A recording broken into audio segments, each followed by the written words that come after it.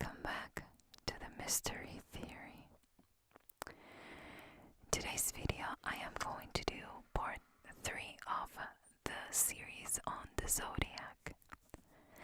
As always, this is an ASMR video that includes true crime cases, and if you do not enjoy that combination, you can exit out of the video right now. If you like true crime cases but you do not care for ASMR, I have a podcast today. There will be a new episode up, so you can check that out on iTunes, Google Play Store, Stitcher, and even Spotify, and you can look it up as the Mystery Theory. Now, let's get started with today's video, which is going to be one of the very well-known parts of the Zodiac story. Is I think what he is more very well known for, and it's basically his signature in all these horrible cases that I've been covered. If you missed part 1, I went through the first attack with David Faraday and Betty Lou Jensen. Then part 2, it was about Mike and Dee and how Mike survived but Dee didn't, and a little bit more about the victims themselves. So check those if you are interested. I will have them in the description box down below, and I will also have them in the comments down below if you want to check it out. Now, thank you as always to my Patreons, and if you're interested in supporting the channel, or if you want to see extra content, then please check out my Patreon page. It will be also linked in the description box down below. Now, today's part of this series of videos starts on July 31st, 1969, right after the attack to Dee and Mike. Now, at this time, 3 separate letters were received by the mail centers of 3 different newspapers, and they are the Vallejo Times-Herald, the San Francisco Chronicle, and the San Francisco Examiner. The interesting thing in this letter is that they were all handwritten in a slanted format. The 3 letters were also very different, but included kind of the same, some similar things like the grading, the signature, and the basic information. The letter started with "Dear Editor," and immediately took credit for the 2 shootings. The Lake Herman Road murders, which was the very first one that I covered, and the one, and also that took place around Christmas, and the girl who was shot near the Vallejo golf course on the 4th of July, and that is how he referred to those murders. He also spelled Christmas with 2 S's, which is something that will come into play later and part of the big mystery, but this is where that started. In the letters, he went into detail of each one of those crimes, and they were details that only the police knew, not the general public. You know how in every investigation, especially if it's an open investigation, the police won't reveal everything that they know. Well, some of the details that were included in those letters were pretty much information that only the police had at the time, which, by the way, could mean that it's something that works in the police department. Just saying. So much detail that he even detailed what the victims were wearing at the time that they were killed or shot. Now, the Zodiac himself is very well known for another thing that he added to those letters, a cipher, and that included odd numbers, letters, and characters. In this occasion, he divided the cipher and added a piece to each of the newspapers, and the idea was that if they decipher what it was, person responsible. So basically, he was sending this in 3 separate letters, like 3 sets, and the idea was that they need to kind of decode the thing so they could. And I mean, he explained that they would be able to tell his identity. Now, when he sent the letters, he demanded that each portion of the cipher needed to be put on the front page the following day, which was going to be August the 1st.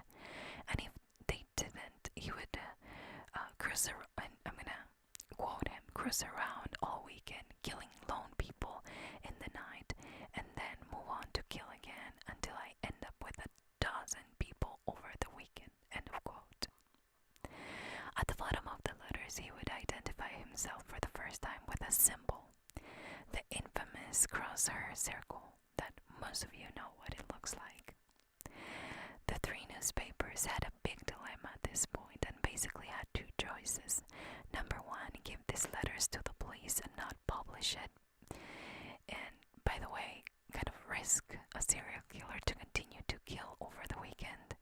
Or number 2, do as the killer asks and give him an outlet, a voice, and therefore a little bit of power. All the newspapers kind of went in different routes. They didn't agree on anything, but the Vallejo Times Herald was the first to publish the 3rd of the cryptograms in the evening edition of August 1st. Now, the San Francisco Chronicle didn't include the cipher in their August 1st issue. However, they did something different. They publish it the next day, but not in the front page, but in page number 4, which I don't get, but let's go with this. The idea is that the Chronicle believed that the letters were some kind of a hoax, so they included quotes from the Vallejo Police Department in an article printed alongside their version of the cipher. In the article, in this last newspaper, the chief Stilts asked the writer, so he asked the Zodiac to send another letter with even more details so they could confirm that he was in fact the killer. On Sunday, the San Francisco Examiner did a similar story, not only including their part of the cipher, but all 3. So they got 3 parts and they put it all together so people could help and try to decode it. And in the same statement by the chief asking the killer to send another letter to confirm the identity, okay, they did their own version. On August 7th, 1969, the San Francisco Examiner received a response to the article published on Sunday evening. It was postmarked on August the 4th, which was a few days before, and right after they published that on August the 3rd.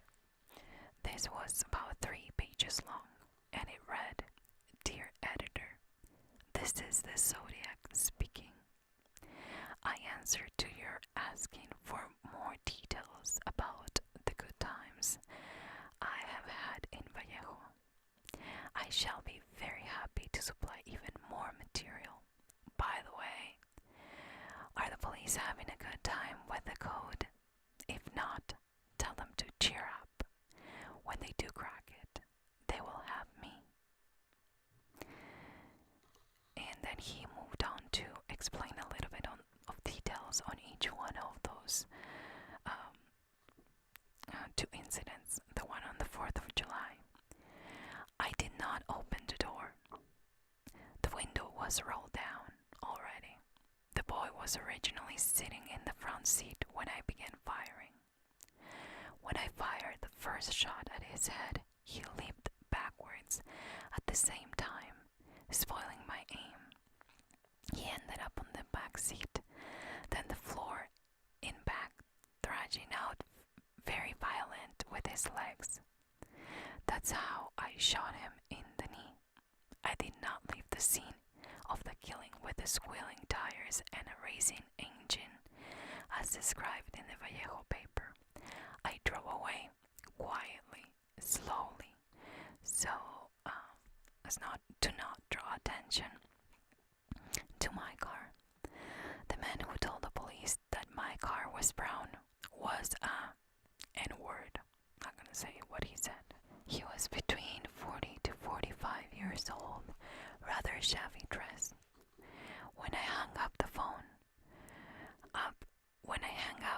the damn, it has a lot of errors, so I'm just trying to make sense of what I'm reading at the same time. When I hung up the phone, the damn thing began to ring, and that drew attention to me and my car. I'm assuming that he's referring to the part where he called the police to report the second shooting. And remember that he called dispatcher and they traced it to a phone booth that it was pretty close to Dee's house and also the police station. So I'm assuming that's what he's referring to with this thing. But again, there's a lot of grammatically incorrect things in this letter, so I'm trying to make sense out of it as well. Last Christmas, now he's going to go into more details about the killing of David and Betty Lou. In that episode, the police were wondering, and again, I am reading off what he wrote in that letter. In that episode, the police were wondering as to how I could shoot and hit victims in the dark.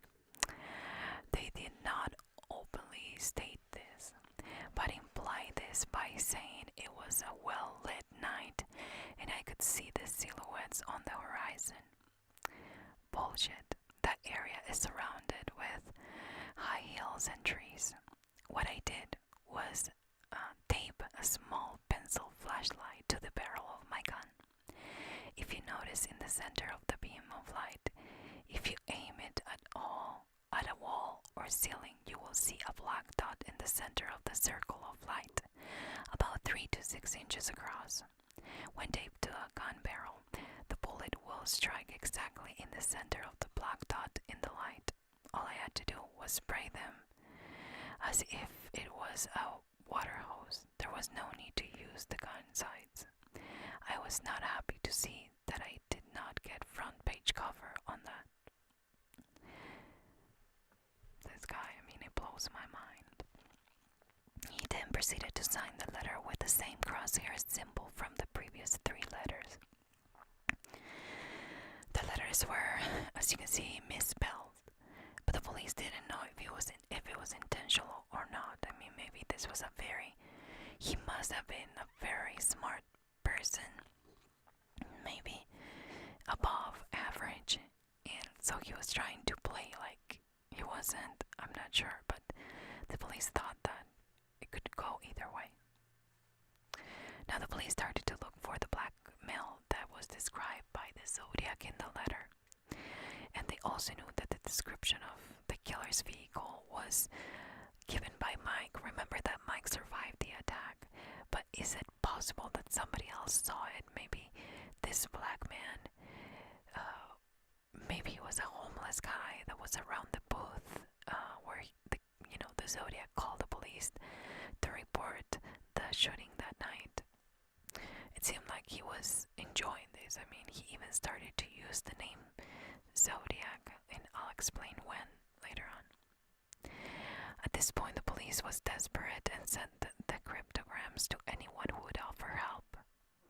The FBI analysts, military code breakers, naval intelligence, and so on.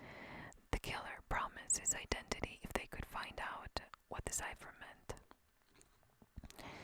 Remember that the San Francisco Examiner posted the cipher, right? Well, a couple from Salinas, California were examining the letter. Their names, the husband was Donald Gene Harden, and he was a high school history and economics teacher who was obsessed with puzzles and codes. And he shared this fascination with his wife, Betty June Harden, who again loved puzzles and codes too. So they both began to find letters for each symbol. They even believe that the letters would start with the most important letter in the alphabet for a guy like him, I. also figured that the person who wrote it used the word kill, and they started their code breaking from there.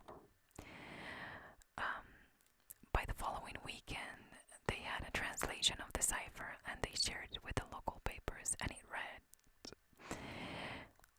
and I'm going to quote it, "I like killing people because it is so much fun. It is more fun than killing wild game in the forest, because man is the most dangerous animal of all to kill. Something gives me the most thrilling experience. It is even better than getting your rocks off with a girl. The best part of it is when I did." And again, there's a lot of grammatically incorrect things. Will be reborn in paradise, and they have killed will become my slaves. So basically he's saying that when he dies, all the people that he killed are gonna be his slaves. Okay. "I will not give you my name because you will try to slow me down or stop my collection of slaves for my afterlife."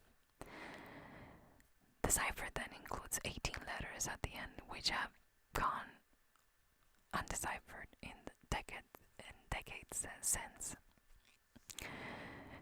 So basically that's what the couple deciphered, or decoded the entire thing to say this. Now, Donald Hardin, which is the guy that created this translation, the one that did the whole thing with his wife, said, "As you can see, his spelling is rather poor, and in some places he has made errors in the use of his own cipher." End of quote. This is exactly the same thing that was noted in the previous letters.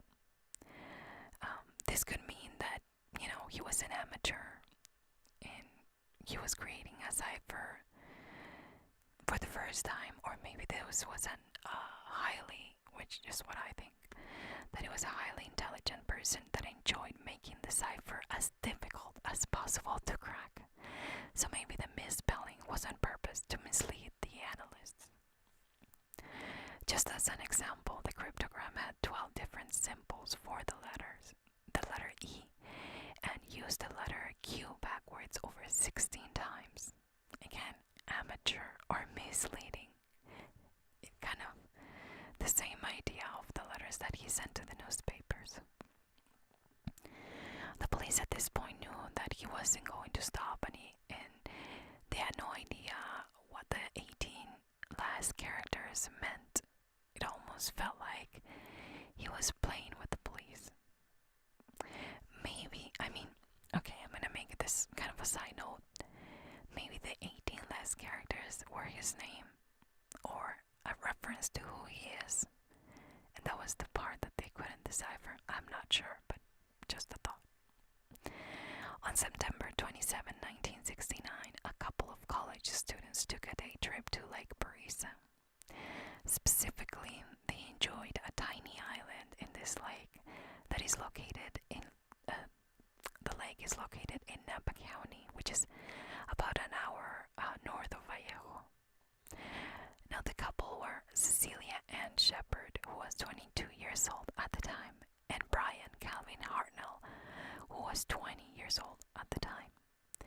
They were relaxing in the small island that is connected by a sandpit to Twin Oak Ridge, and you can access there by foot.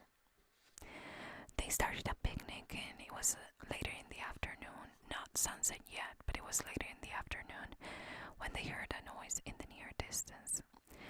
Cecilia realized that it was a man that was kind of being creepy about 200 yards away from them.